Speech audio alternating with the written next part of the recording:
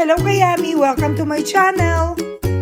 Our yummy recipe for today is nilupak na kamote with ube and cheese. The original recipe of nilupak is yuca or cassava. However, the sweet potatoes compared to yuca has more vitamin A, 8 times more vitamin B5, and this superfood also has protein and more sweeter and better taste compared to yuca. I'm cutting the sweet potatoes into small pieces for easier soften when boiling. After cutting, peel all the sweet potatoes and put to boil until softened.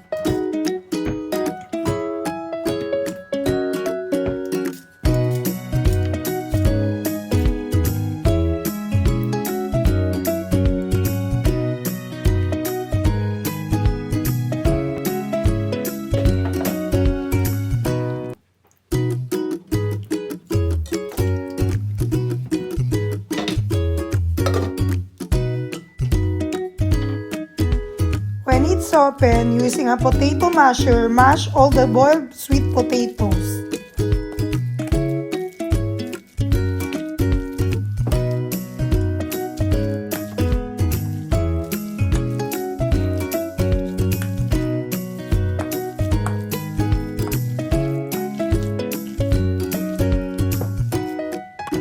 Then add the room temperature unsalted butter and mash to combine. You can also use margarine.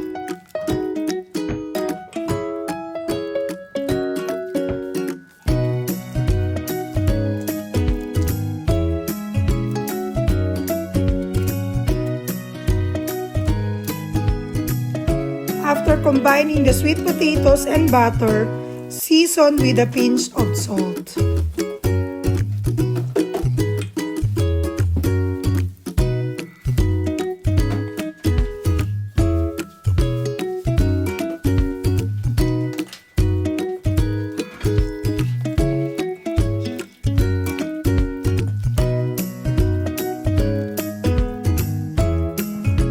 Then divide the mixtures into two.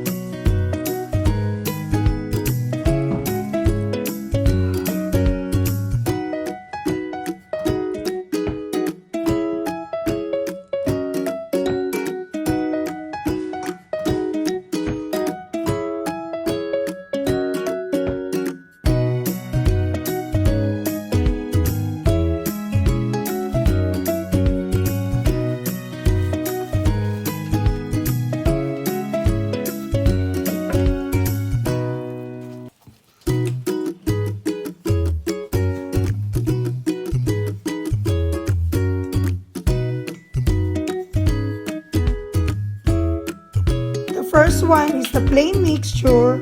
It has sweetened condensed milk and vanilla extract and adding sugar based on your liking of sweetness.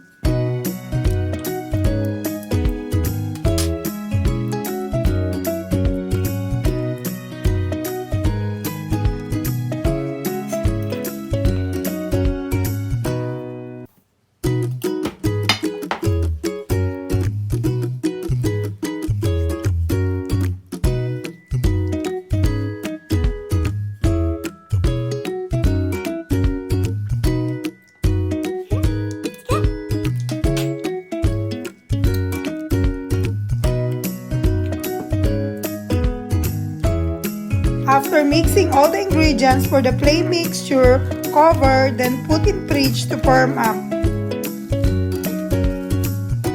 Let's mix the second one or the purple yam mixture. Putting ube condensed milk, mix until totally combined, then add the white sugar, based on your likings of sweetness.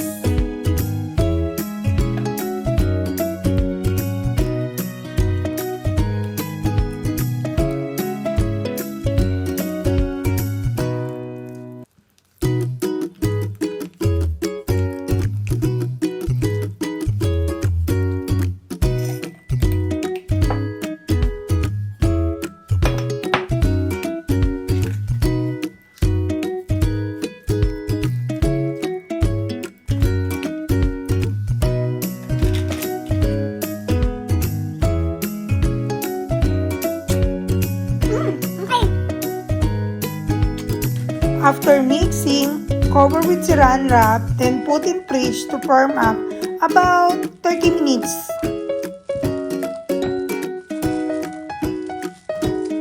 Before assembling, brush the container with margarine, then put the ube or purple yam mixtures.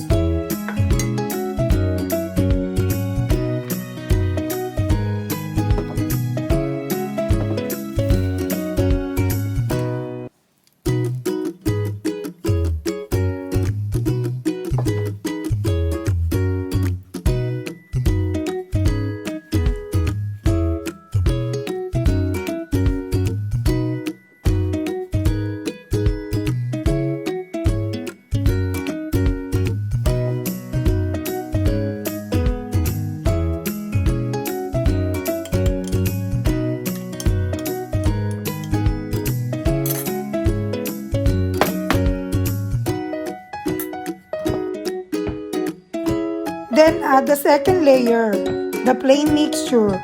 Put and then flatten the mixtures.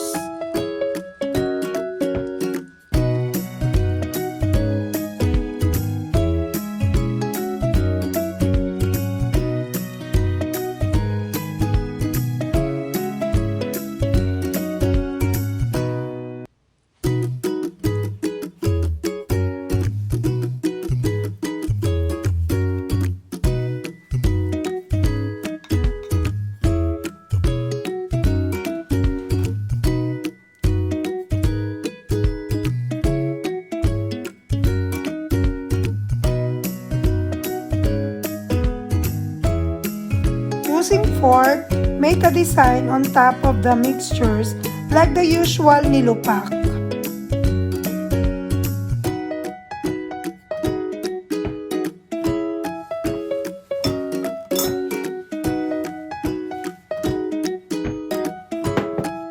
Then lastly, freshly grated cheese on top.